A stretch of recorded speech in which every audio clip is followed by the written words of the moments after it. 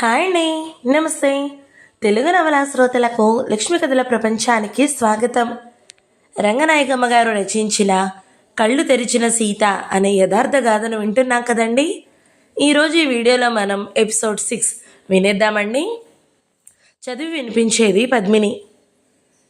మే 30న పెళ్లి జరిగి కళ్యాణ మండపం నుంచి అత్తగారింటికి వెళ్ళిపోయిన సీత జూన్ 17న విమానం ఎక్కి అమెరికా వెళ్ళిపోయింది. మధ్యలో ఉన్న ఆ 17 రోజుల్లో పుట్టింటికి 1 గంట సేపు మాత్రమే భర్త గారితో వచ్చి కూర్చుంది. తల్లి కమ్మగా వండిన కైమా కూరతో భర్తకి భోజనం పెట్టి కాసేపు తండ్రితో మాట్లాడి వెళ్దాం వెళ్దాం అంటూ ఉన్న భర్త వెంట పడి వెళ్ళిపోయింది. దేశం వదిలి వెళ్ళిపోయేటప్పుడైనా సీత 2 రోజులు పుట్టింట్లో ఉండలేదంటే అందులో సీత తప్పు కనబడలేదు సీత అమ్మకి. అంతా వాళ్ల తప్పే కనబడింది. వాళ్ళు పంపకపోతే అదేం చేస్తుందమ్మా అంటుందావిడ. సీత నాన్న మాత్రం అలా అనడు. సీత తెలివైందే, అన్నీ తెలుసు దానికి. కానీ ధైర్యం లేదు. చిన్నప్పటి నుంచి అంతే. ఎదురు తిరిగి ఒక్క మాట చెప్తే సరిపోయే సందర్భాల్లో కూడా ఆ మాట చెప్పదు. అంతా మనసులో పెట్టుకుంటుంది. అలా కాదమ్మా అని చెప్పినా సరిగా నేర్చుకోదు అంటాడు. తను కూడా అంతే అని, తను నేర్చుకున్నది కూడా ఏమీ లేదని ఆయన తన గురించి కూడా అంటూ ఉంటాడు. సీత అత్తారింటికి పోయాక ఆ 17 రోజులు ఎలా గడిచాయో కొంచెం చూడాలి. సీతని తీసుకుపోయిన రాత్రి నాగలక్ష్మమ్మ సీత నాన్నకి ఫోన్ చేసి రేపు సత్యనారాయణ వ్రతం ఉంటుంది రండి అని చెప్పేసి పెట్టేసింది. వెళ్ళాలా వద్దా అని సీత వాళ్ళింట్లో పెద్ద చర్చ సాగింది. కారులో ఖాళీ ఉన్న పెళ్లి కూతురుతో తోడుగా వెళ్ళవలసిన మనిషిని కారు ఎక్కనివ్వలేదు. పిల్లని 1 గంట సేపు కూడా ఇంటికి పంపలేదు. అందరికీ కోపాలే. కానీ సీత తాత ఆడపిల్లని ఇచ్చుకున్న వాళ్ళం అణిగి మణిగి ఉండాలి, పంతాలికి పోతే ఎలాగా, మన పిల్లకే క్షేమం కాదు అన్నాడు. ఆ తాత ఉత్త తాత కాడు.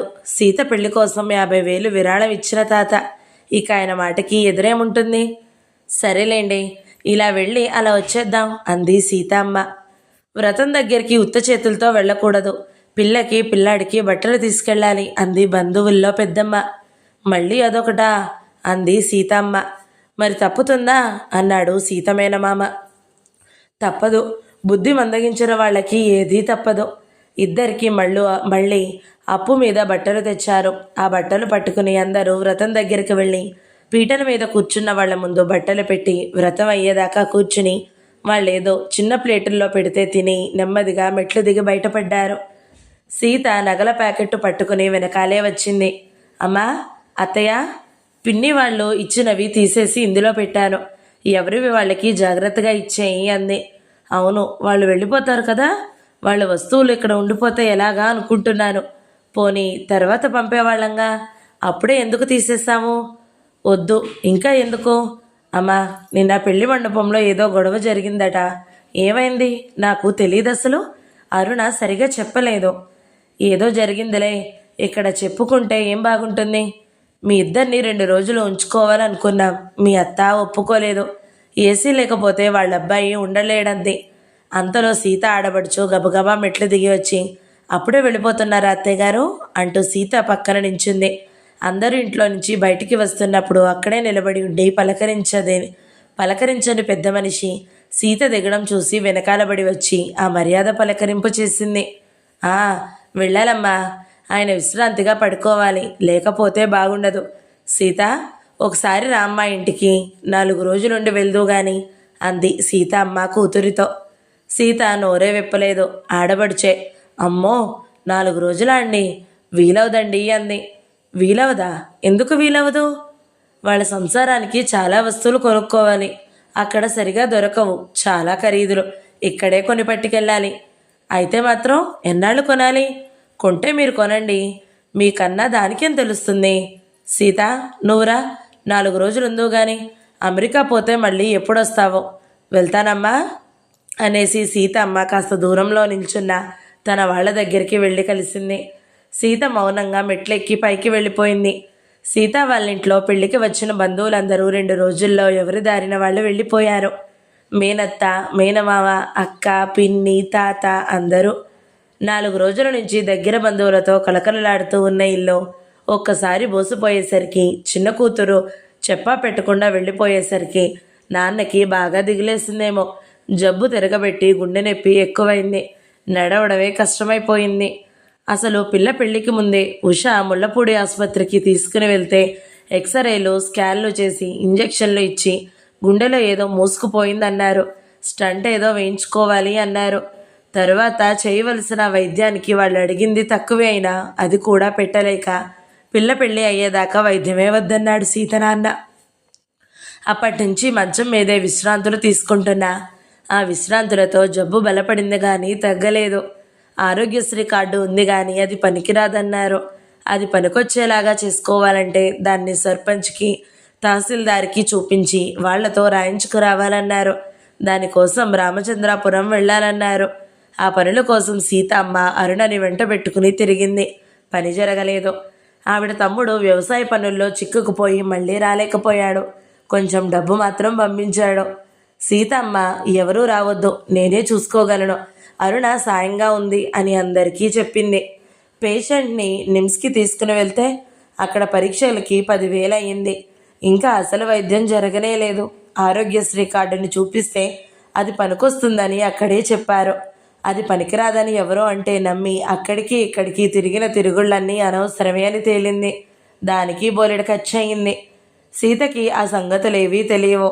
అందరి దగ్గర ఫోన్లు ఉన్నా అందరూ వాటిని బందులు పెట్టి ఉపయోగించడం మానుకున్నారు. సీత అయినా ఇంటికో అక్కకో తరచుగా ఫోన్లు చేసేది కాదు. చేస్తే తన పక్కన ఎవరు ఉన్నా ఎవరు విన్నా పర్వాలేని మాటలు 2 3 మాట్లాడి పెట్టేసేది.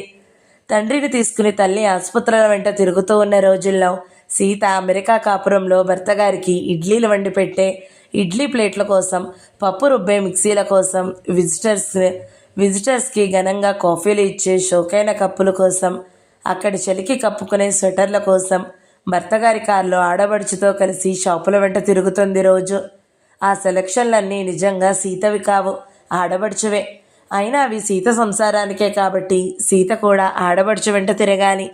సీత అత్తగారింటికి వెళ్ళి 1 వారం రోజులు అయిపోయాక అరుణ చెప్పింది సీతకి, మీ నాన్న నిమ్స్ ఆసుపత్రిలో ఉన్నాడు తెలుసా నీకు అని. ఎందుకు అంది సీత. ఎందుకా? ఆసుపత్రిలో ఎందుకుంటారే? నాన్నకేమైంది అరుణ?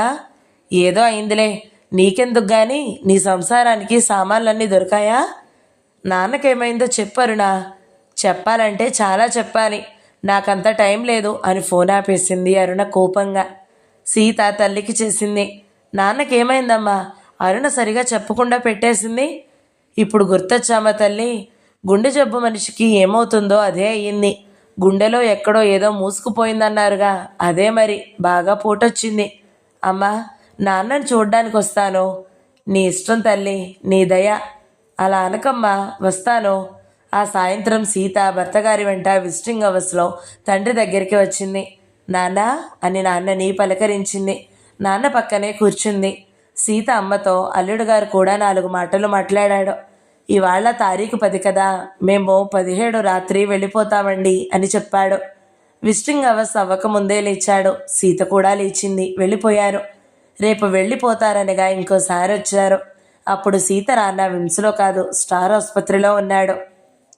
ఆ రోజు ఆయనకి స్టంట్ వేశారు ఆరోగ్యశ్రీ కార్డు మీద. అక్కడంతా ఉచితంగానే చేశారు. ఆ రోజు అక్కడికి సీత వచ్చింది కానీ తండ్రితో మాట్లాడడానికి అవ్వలేదు. ఆయన్ని ఐసీయూలోకి వెళ్ళి చూడ్డానికి 1 నిమిషమే టైం ఇచ్చారు. తండ్రిని చూసి వచ్చి సీత తల్లిని కావలించుకుని, అమ్మా, నాకు రేపు వెళ్ళాలని లేదమ్మా అంది. అయ్యో తప్పమ్మా, అదేం మాట, చక్కగా వెళ్ళిరా అంది తల్లి. మళ్ళీ ఎప్పటికి వస్తానో, నాన్నకి ఎలా ఉంటుందో. నాన్నకి ఇప్పుడు అంతా బాగైపోతుంది, మళ్ళీ పనిలోకి వెళ్ళిపోతాడు కూడా. అలా బెంగ పెట్టుకోకు, ఫోన్లు చేస్తూ ఉండు. నాన్న కోలుకున్నాక నీతో రోజు మాట్లాడతాడు. అది కాదమ్మా, మీ అందరినీ వదిలేసి వెళ్ళాలా? మంచిదానివే, పెళ్లి చేసుకున్నాక వెళ్ళొద్దు. పర్వాలేదు, మీ ఆడబడుచు ఉంటుంది, పిల్లలుంటారు, అక్కడ నీకు సందడిగానే ఉంటుంది. బెంగెందుకు? అక్కకి కూడా అప్పుడప్పుడు ఫోన్ చేస్తూ ఉండమ్మా. సీత పిలిచాడు నాగరాజు. వెళ్దామా అన్నాడు. వస్తున్నా. అమ్మా, వెళ్ళనా? మళ్ళీ ఎప్పుడు కలుస్తాం? రోజూ కలుస్తాంలేమ్మా, ఫోనుల్లో మాట్లాడితే చూసినట్టే ఉంటుంది. వెళ్ళు, ఆయన పిలుస్తున్నారు, బాగుండదు. రేపు వెళ్లే ముందు చెప్పు. సీత మౌనంగా వెళ్ళిపోయింది. సీతమ్మకి మనసు చాలా తేలికపడింది. అమ్మాయి తల్లిదండ్రుల మీద ప్రేమగానే ఉంది, అంతకన్నా ఏం చేస్తుంది పెళ్ళైన పిల్ల అనుకుంది. సీత అమ్మ ధైర్యస్తురాలే గాని అన్నిటికీ రాజీలే. పెళ్లి మండపం నుంచి వెళ్ళిపోయిన పిల్ల మళ్ళీ వెనక్కి రానేలేదు. వాళ్ళు రానివ్వలేదు అనుకుంటే అదేం సమర్థింపు? పెళ్ళైన తర్వాత గడిచిన 15 రోజుల్లో పుట్టింటికి 4 రోజులైనా రావద్దు. మా నాన్నకి బాగాలేదు. మా అమ్మ ఒక్కతే ఆసుపత్రుల వెంట తిరుగుతుంది.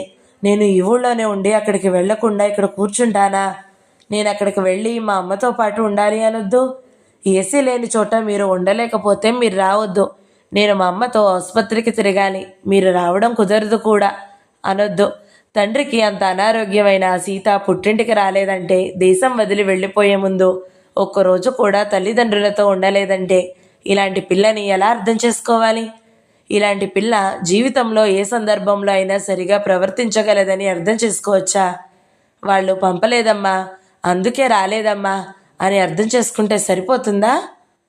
కళ్యాణ మండపం నుంచి అత్తగారింటికి వెళ్ళిపోయాక ఆ 17 రోజులు సీత అక్కడ ఎలా గడిపిందో సీత అమ్మకి నాన్నకి తెలీదు. కానీ కొంచెం అరుణకి తెలుసు. సీత తన ఫోన్లో ఎలాగో అరుణతో 2-3 విషయాలు చెప్పింది. ఆ రకంగా ఆ సంగతులు సీత అమ్మకి కూడా తెలుసు, తరువాత నాన్నకి కూడా. పెళ్లి మండపం నుంచి కారులో బయలుదేరిన సీతకి అత్తారింటి కాపురం ఎలా ప్రారంభమైందో సీత స్వయంగా నాకు చెప్పకముందే సీత అమ్మ నాన్న చెప్పిన దాన్ని బట్టి, వాళ్ళకి సీత స్నేహితురాలు చెప్పిన దాన్ని బట్టి కొన్ని సంఘటనలైనా తెలుస్తాయి. సీత అత్తకారు వెంటే మనం కూడా బయలుదేరాలి. పెళ్లినాడు కళ్యాణ మండపం నుంచి బయలుదేరిన నాగలక్ష్మమ్మ కారు తోడపెళ్లి కూతుర్ని తప్పించుకుని పరుగు పరుగున వెళ్ళి నాగలక్ష్మమ్మ మేడ ముందు ఆగగానే నాగలక్ష్మమ్మే ముందు దిగి పైకి వెళ్ళిపోయింది. తరువాత పెళ్లి కొడుకు దిగగానే సీత కూడా దిగి భర్తగారి వెనకాలే మేడమెట్లెక్కి తోరణాలు వేలాడుతున్న గుమ్మం దగ్గరికి వెళ్ళేసరికి అక్కడ సీత ఆడబడుచు కస్తూరి కర్పూరం బిళ్ళలు మండుతున్న హారతి పళ్ళెంతో నిలబడి ఉంది. హారతి మంటలోకి ఇంకో 2 బిళ్ళలు తోసి కస్తూరి నవ్వు మొహంతో పెళ్లి కొడుక్కి పెళ్లి కూతురికి హారతి ఇచ్చి ఆ మంట పళ్ళాన్ని వాళ్ల మొహాల చుట్టూ తిప్పింది. లోపల నుంచి గబగబా వచ్చిన నాగలక్ష్మమ్మ కుడికాలు పెట్టి కుడికాలు పెట్టాలి అని అరిచింది. అక్కడికి చేరిన బంధువుల పెద్దమ్మ కూడా గడప లోపల కూడా కుడికాలు పెట్టి లోపలికి రావాలి అంది. కారులో ఉన్నంతసేపు తలవాలేసుకుని నిరుత్సాహంగా కూర్చుని వచ్చిన సీతకి అంత నిరుత్సాహంలోనూ నవ్వొచ్చింది. ఎడంకాలేం పాపం చేసిందో అనుకుంది. గడప లోపల ఎడంకాలే పెడదామా, నిజంగా ఎడంకాలు పెడదామా అనుకుంది. నిజంగా అలా చెయ్యాలని సరదా వేసింది. అప్పటికే పెళ్లి కొడుకు జాగ్రత్తగా కుడికాలే గడప అవతల పెట్టి గడపను దాటి లోపలికి వెళ్ళాడు. సీత కూడా అలాగే జాగ్రత్తగా కుడికాలే గడప అవతల పెట్టి లోపలికి వెళ్ళింది. హాల్లోకి వెళ్ళినట్టు తెలిసింది సీతకి. ఆ ఇద్దరి మొహాలు చుట్టూ కస్తూరి హారత పళ్ళెం మళ్ళీ తిప్పింది. నాగు, పూజ మండపం దగ్గరికి తీసుకుని వెళ్ళు, దండాలు పెట్టుకోండి అంది తమ్ముడితో. నాగరాజు సీత ఇటురా అంటూ హాల్లోనే ఓ పక్కకి వెళ్ళాడు. పెద్ద బీరువా అంతా డబ్బా లాంటిదేదో గోడకి ఆనించి నిలబట్టి ఉంది అక్కడ. దాని తలుపులు తెరిచాడు. దేవుళ్ల ఫోటోలు కనబడ్డాయి. నేల నిండా బియ్యం గింజలు కాదు అక్షింతలు, పొడుగాటి అగరొత్తులు వెలుగుతూ ఉన్నాయి. అలమార అంతా అగరొత్తుల పొగతో నిండి ఉంది. పటాలన్నీ మసకబారినట్టు కనిపించాయి. నాగరాజు కళ్ళు మూసుకుని దండం పెడుతూ నించున్నాడు. సీతకి ఏం చెయ్యాలో తోచలేదు. అలాంటి దండాలు మానేసి 4 ఏళ్లయింది. తల్లి మొదట్లో తిట్టింది కానీ తరువాత వదిలేసింది. అప్పటి నుంచి సీతకి అలాంటి దండాల సందర్భమే రాలేదు. పెళ్లి కొడుకు తన దండం పూర్తి చేసి కళ్ళు తెరిచి, అదేంటి అలా నిల్చున్నావు, దండం పెట్టుకో అన్నాడు. అప్పుడేం చెయ్యాలి సీత? నాకు ఈ నమ్మకాలు లేవని మీకు మొదటే చెప్పాను అనాలి కదా. అలా అనేసి అక్కడి నుంచి బయటికి వెళ్ళిపోవాలి కదా. దానితో రాజు ఊరుకుంటే సరే, లేకపోతే దేవుడికి దండం పెట్టడం మూఢనమ్మకమా అంటాడనుకుందాం. అప్పుడు సీత వెంటనే దేవుడే మూఢనమ్మకం, దండము అంతే అనాలి. సీత అలా అనగలదు, అందులో సందేహం లేదు. అలాంటి వాదనలు ఎన్నోసార్లు చేసిన మనిషే. పూజల మీద దండాల మీద గౌరవం ఎప్పుడో పోయింది. అలాంటి సీత దండం పెట్టుకో అని భర్త అనగానే అత్తగారు అటు పక్క నించోవడం కనబడగానే 2 చేతులు జోడించి ఆ పటాలకు దండం పెట్టేసింది. చప్పున చేతులు దించేసింది. అదేంటి, అదేం దండం అని రాజు నవ్వాడు. సీత కూడా కొంచెం నవ్వింది. ఇద్దరు అలమారాలో నుంచి బయటికి వచ్చారు. ఆ తలుపులు సీతే మూసేసింది. సీత గురించి సీత నాన్న అనే మాటలు గుర్తు చేసుకోకపోతే సీత ఎక్కడా అర్థం కాదు. ఎంఎస్సి చదివి కంప్యూటర్ కోర్సులు చేసి 3 నగరాల్లో ఉద్యోగం చేసి అనేక పుస్తకాలు చదివి తండ్రి సపోర్ట్ ఉండి తల్లిదండ్రుల ప్రేమ ఉండి నాస్తికత్వాన్ని ఎంతో ఇష్టపడే సీత తన ఇష్టాలకే వ్యతిరేకంగా ఎందుకు లొంగిపోతూ ఉంటుంది, ఎందుకు జారిపోతూ ఉంటుంది? సీత చాలా తెలివైంది, అన్నీ తెలుసు, పుస్తకాలన్నీ కంటతా పడుతుంది. కానీ ఏమిటో ఎక్కడా చొరవ చెయ్యదు, ఎంత అవసరమైనా చెయ్యదు అనలేదు సీత నాన్న. సీత అలా ఎందుకు ఉంటుందో ఆయన చెప్పలేదు, కానీ ఎలా ఉంటుందో మాత్రం ఖచ్చితంగా చెప్పాడు. తను అలాంటి రకమేనని సీతకి కూడా తెలుసు, కానీ ఒక్కోసారి ఒప్పుకోదు. నాన్న అలా అన్నప్పుడు అలా అనుకు నాన్న, నాకు ధైర్యం లేదా అని కోపం కూడా తెచ్చుకుంటుంది. నేను దేవుణ్ణి కూడా ప్రశ్నలు అడుగుతాను తెలుసా అంటుంది. దేవుడు ఎలాగో మాట్లాడాడు కాబట్టి అడుగుతావు అంటాడు నాన్న. నాన్నే కాదు, అమ్మ కూడా సీతని చాలాసార్లు మందలిస్తూ ఉంటుంది. ఏంటి అంత పిరికితనం అంటూ ఉంటుంది. సీతకి కోపం వస్తే, నాన్న నీకు కోపం ఉంది, ధైర్యం లేదు, ధైర్యం నాకు లేదనుకో అంటాడు. చివరికి అది నవ్వులాటలోకి దిగుతుంది. భర్త ఆజ్ఞాపించగానే దేవుడి పటాలకు దండం పడేసి ఆ అల్మారా గుడి తలుపులు మూసేసి ఇటు తిరిగిన సీత ఎదురుగా ఉన్న ఆడబడుచుతో, నేను స్నానం చేయాలండి, ఎక్కడ చేయను అంది. సీతకి జుట్టులో నుంచి జాకెట్లో నుంచి అప్పుడప్పుడు బియ్యం గింజలు రాలుతూనే ఉన్నాయి. పెళ్లి చేసుకోవడం అంటే ఏదో బురద పని చేసి వచ్చినట్టు ఒళ్ళంతా చీదరైపోయింది. ఇప్పుడే స్నానం, పెళ్లి బట్టలతో అలా ఉండాలి సాయంత్రం దాకా అంది ఆడబడుచు. స్నానం ఎందుకు అంది అత్తగారు. మీ బెడ్రూమ్ చూపిస్తారా అని ఆడబడుచు సీతని ఒకవైపు తీసుకెళ్లి ఒక గది చూపించింది. డ్రైవరు సీత బట్టలు పెట్టి బ్యాగు తెచ్చి ఆ గదిలోనే గోడ దగ్గర పెట్టాడు. సీత గదంతా చూసింది. పక్కనే బాత్రూమ్ ఉంది. గదిలో 2 మంచాలు, తలవైపు షోకైన డిజైన్లతో ఇస్త్రీ దుప్పట్లతో ఉన్నాయి. టేబులు, 4 కుర్చీలు, నేల పాలరాయి శుభ్రంగానే ఉంది. సీత పెట్టెలో నుంచి ఇస్త్రీ ఫుల్ ఆయిల్ చీర తీసి మంచం మీద పెట్టింది. బ్యాగ్లో నుంచి దువ్వెన తీసి జడ విప్పి తల దువ్వుకుంది. 4 బియ్యం గింజలు నేల మీద పడితే వాటిని ఏరి టేబుల్ పక్కన ఉన్న ప్లాస్టిక్ బుట్టలో పడేసి గది తలుపులు మూసేసి స్నానానికి వెళ్ళింది. బయటికి రాగానే తువ్వాలు ఒక కుర్చీ మీద పడేసి మంచం ఎక్కేసింది. 2 రోజుల నుంచి నిద్రలేదు. ఎవరో తలుపులు కొడుతుంటే కంగారుగా లేచి తలుపులు తీసింది. ఆడబడుచు సీతని ఎగాదిగా చూసి, పెళ్లి చీర మార్చేసుకున్నావా, భలేదానివి, కాఫీ తాగుతావా అంది. ఇప్పుడొద్దండి, నిద్రొస్తుంది, పడుకుంటాను అంటూ మంచం మీద వాలింది. సరేలే పడుకో అంటూ కస్తూరి వెళ్ళిపోతుంటే నాగరాజు వచ్చాడు. సీత సిగ్గుపడిపోతూ మంచం దిగింది.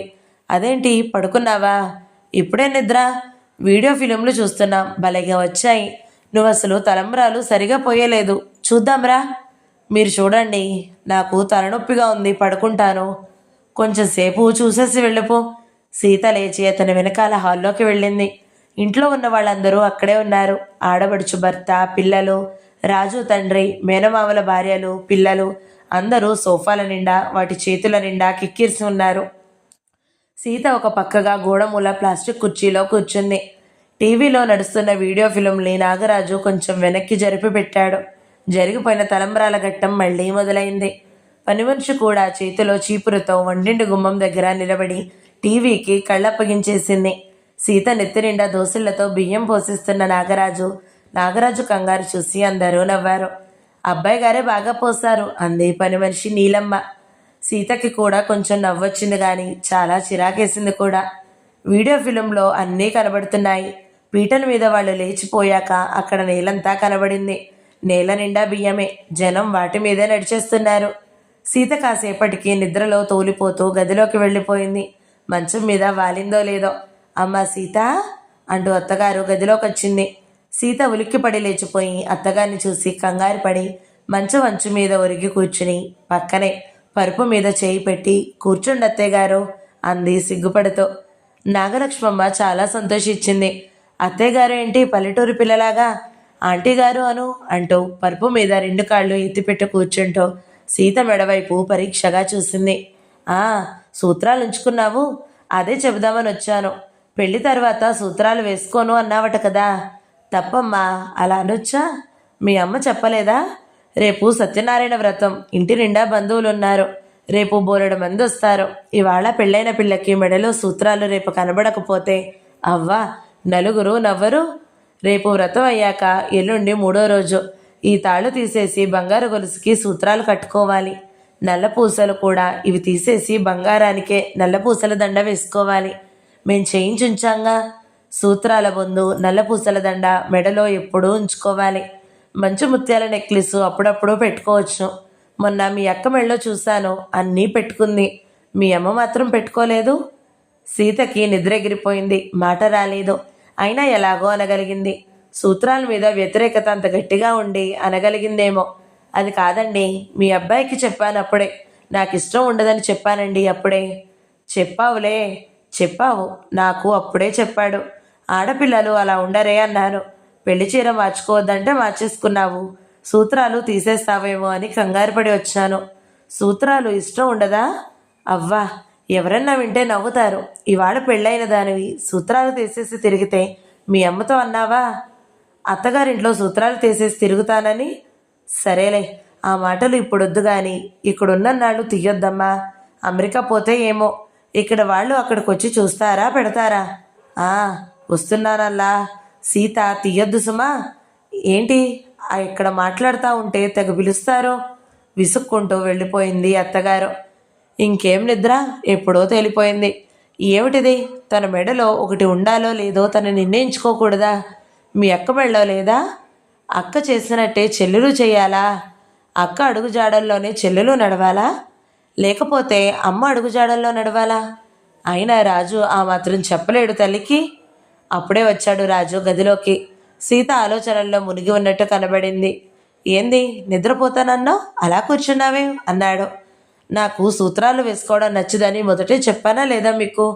పెళ్ళయ్యాక తీసేస్తానని చెప్పలేదు? చెప్పావు. ఇప్పుడేంటి?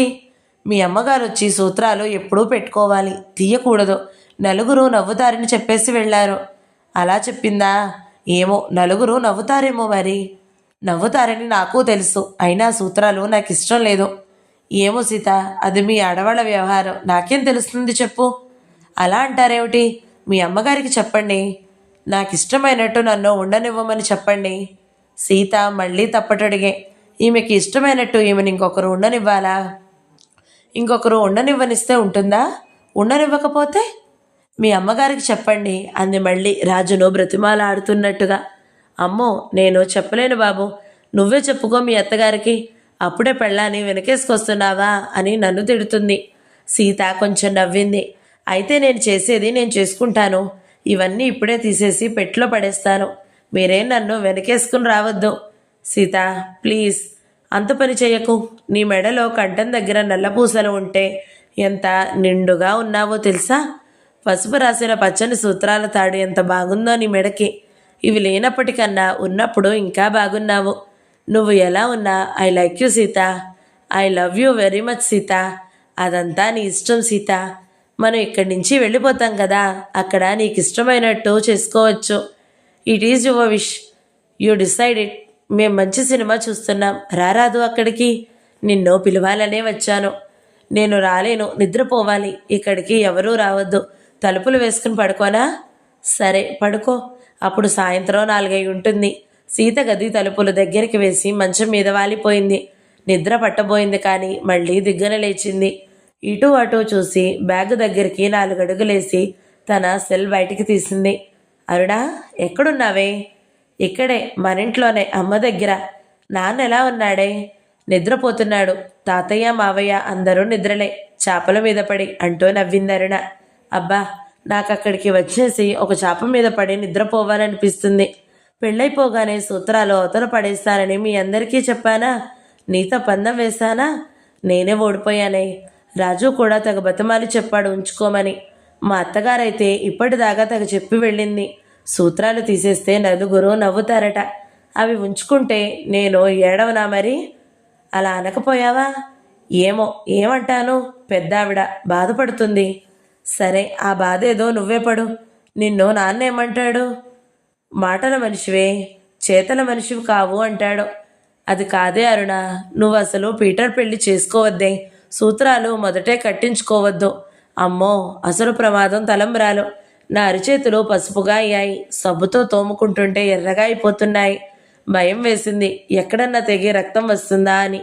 అసలు నాకు ఎంత ఖర్చుగా ఉందంటే ఆ బియ్యాన్ని అలా చేస్తే కన్నా 2 గంటలు ఇసుక పెట్టుకుని దాన్ని నెత్తుల మీద పోసేసుకుంటే అరగంట సేపు అందరికీ వినోదంగా ఉండేది. నేనైతే నా పైట చెంగు నెత్తిన చుట్టేసుకుని దాన్నేలే. నాకు భలే కోపంగా ఉందే. పేరంటక్క లోకళ్ళు తెగ చంపారు నన్ను. పొయ్యి పొయ్యి అని గొడవ. ఇసుక అయిపోతే భలే చేద్దును. దోసిళ్లతో ఇసుక తీసేసి పేరెంటాల ముఖాల మీదకి ఎగరగొడదును. ఇందాక వీళ్ళు వీడియో చూస్తున్నారు. తలంబ్రాల సీన్ చూసి నవ్వుకుంటున్నారు. ఇతను తెగ మురిసిపోతున్నాడు. మీ ఆయన షష్ఠపూర్తికి కూడా మళ్ళీ నిన్ను పెళ్లి చేసుకుని నీకు తలంబ్రాలు పోస్తాడని తెలుసా? ఇంకా నయం, ఇప్పుడెందుకో బుద్ధి పోయింది నాకు. నిద్రపోదామని పడుకుంటే తలంబ్రాలు పెళ్లి వద్దే అని నీకు చెప్పనా? చప్పున చెప్పేయాలనిపించి లేచాను. ఇంకేం నిద్ర, అంతా పోయింది. మా అక్క పెళ్ళప్పుడు అదంతా చూసి చాలా గట్టిగా అనుకున్నాను కదా అలా చేసుకోకూడదని. మరేమైంది నాకు? ఎందుకు ఇలా ఒప్పుకున్నానే? నా ఇష్టం సాగడం లేదు. సీత కంఠం వణికింది. అయ్యో అదేమిటే సీత, ఊరుకో, అయిపోయింది కదా, పర్వాలేదులే, అందరూ అలాగే చేసుకుంటారు కదా. సీత ఏడుపు కంఠంతో, అందరిలాగే మనము బతకాలారునా? మన ఆలోచనలు మనకుండవా? ఈసారి నుంచి గట్టిగా ఉందో గాని బాధపడకే. నువ్వైతే పీటల పెళ్ళి, సూత్రాలు, తలంబ్రాలు ఇవేవీ వద్దే అరుణా. అలాగే అలాగే, బాధపడకు, కాసేపు పడుకో. సీత ఫోన్ పడేసి కళ్ళు మూసేసుకుంది. బాగా నిద్ర పట్టింది. సాయంత్రం 7 గంటలకి మెలకు వచ్చింది. అంతా కొత్త కొత్తగా కనబడి ఎక్కడున్నాను అనుకుంటూ కంగారు పడింది. పక్క మీద ఉన్న సెల్ తీసి బ్యాగ్లో పెట్టింది. ఆడబడుచు తలుపులు తోసుకుని వచ్చింది. లేచావా? కాఫీ తాగవా? అవునండి తాగుతాను, ఆకలిగా ఉంది. పూరీలు చేశారు, అందరూ తిన్నాం, తెస్తానుండు. అయ్యో వద్దండి, అక్కడికే వస్తాను అంటూ సీత గబగబా లేచి వెళ్ళింది. ఆడపడుచు పూరీలు కూర పెట్టి పళ్ళెవందించింది. హాల్లో జనం సినిమా చూస్తూనే ఉన్నారు. కబుర్లలో నవ్వుల్లో మునిగిపోయున్నారు. సీత పూరీలు తిని కాఫీ గ్లాస్తో తన గదిలోకి వచ్చేసింది. అప్పటికి మళ్ళీ జ్ఞాపకం వచ్చారు. అమ్మ, నాన్న, అత్తయ్య, మావయ్య, తాతయ్య, అక్క, అరుణ అందరూ. రేపు వ్రతం అంటున్నారు, వాళ్ళందరూ వస్తారా? వస్తే బాగుండును, సంతోషంగా అనిపించింది. సీతకి తన ఒంటి మీద నగల సంగతి గుర్తొచ్చింది. 2 బంగారు గాజులు, వెండి పట్టాలు, ఒక ఉంగరం, ఎరువు సొమ్ములే. అవి తీసేసి అమ్మకి రేపు జాగ్రత్తగా ఇచ్చేయాలి. అరగంట అయ్యిందో లేదో భోజనానికి రమ్మన్నారు. ఇప్పుడేగా పూరీలు తిన్నాను, అన్నం తినలేను అని మజ్జిగ గ్లాసు గదిలోకి తెచ్చుకుంది. ఆ రాత్రి రాజు ఆ గదిలోకే వస్తాడేమో అనుకుంటే అది సీతకి కొంచెం ఇష్టంగాను కూడా అనిపించింది. ఒకసారి ఇంటికి ఫోన్ చేసి అక్కతో మాట్లాడదామా అనుకుంది. బ్యాగ్లో నుంచి సెల్ తీసి మంచం మీద పెట్టేసరికి రాజు గబగబా వచ్చి, వీడియో ఫిల్మ్ మళ్ళీ చూస్తున్నాం, మధ్యాహ్నం నువ్వు చూడలేదుగా, వస్తావా అన్నాడు. ఎన్నిసార్లు చూస్తారు? సరదాగా ఉంది, ఒకసారి రా. వెళ్ళి ఒక అరగంట సేపు కూర్చుంది. ఎంగేజ్మెంట్ రోజున తీసినదే నడుస్తుంది. మంత్రాలు, పూజలు. లేచొచ్చేసింది. మనసంతా ఇంటికి చేయాలనుకున్న ఫోన్ మీదే ఉంది. గదిలోకి వెళ్ళి సెల్ తీసుకుని బాల్కనీలో ఒక మూలకి వెళ్ళి ఫోన్ చేసింది. అక్క ఎత్తింది. బాగున్నావా అంది. నాన్న బాగున్నాడా అక్క? బాగున్నాడు, అన్నం తినేసి పడుకున్నాడు, నిద్రపోతున్నాడు. లేపొద్దు. తాతయ్య ఏం చేస్తున్నాడు? తాతయ్య కూడా పడుకున్నాడు. మావయ్య ఎక్కడికో వెళ్ళాడు, ఇంకా రాలేదు. అంతలో సీత కోసం ఆడబడిచొచ్చింది బాల్కనీలోకి. రేపు చేస్తానక్క అని సీత సెల్లాపేసి గదిలోకి వచ్చేసింది. గదిలో 2వ మంచం మీద బంధువుల పెద్దమ్మ గారు పడుకొనున్నారు. ఆడబడుచు చెప్పుకొచ్చింది. ఏం లేదు సీత, పెద్దమ్మ ఇక్కడే పడుకుంటుంది, వచ్చినప్పటి నుంచి ఇక్కడే పడుకుంటుంది. రేపు వ్రతం కదా, ఎల్లుండి నుంచి మా నాగు కూడా ఇక్కడే పడుకుంటాడు. అప్పటిదాకా మంచి ముహూర్తం లేదన్నారు, చెబుదామని వచ్చా. హాల్లోకి రారాదు? లేదండి, నేను పడుకుంటా. ఆడబడుచు తలుపుల దగ్గరికి వేసి వెళ్ళిపోయింది.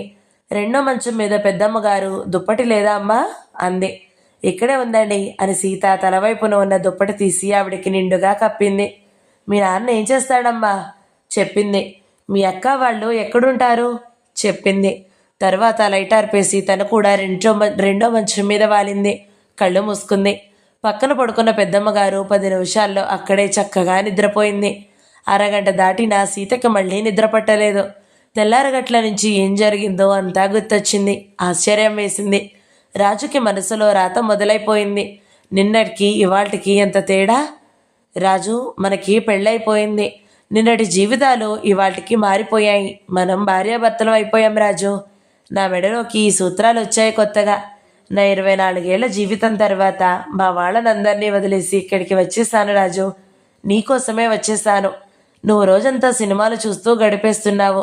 నువ్వు ఈ గదిలోనే నా పక్కనే నా కోసమే ఉండకూడదు. నేను నీ కోసం వచ్చేసాను, నువ్వు నా కోసం రాకూడదు, నా దగ్గర కూర్చోకూడదు. దానికి ముహూర్తం కావాలా? మంచి ముహూర్తం కావాలి. నాతో అసలు ఏం మాట్లాడవు రాజు ఇవాళ? పోనీలే రాజు, నిద్రపోతాను. నీ కోసం నిరీక్షిస్తూ నిద్రపోతాను. ముహూర్తం కోసం కాదు, నీకోసం రాజు. నిజంగా నీకోసమే వచ్చాను. సీత మనసులో లేఖ పెరిగిపోతూనే ఉంది. రాజు మనసుకి అందని లేఖ. సీతకి లేఖలు రాయడం ఇష్టం, మెయిల్స్ పంపడం ఇష్టం. సీత మళ్ళీ నిద్రలోకి జారిపోయినప్పుడే లేఖ ఆగింది. కళ్ళు తెరిచిన సీత 6వ భాగం సమాప్తం. ఈ వీడియో మీకు నచ్చినట్లయితే లైక్ చేయండి, షేర్ చేయండి, మంచి కమెంట్ పెట్టండి. ఎవరైనా మొదటిసారి మన ఛానల్ని చూస్తున్నట్లయితే సబ్స్క్రైబ్ చేసుకోండి. Thank you so much for watching. నమస్తే.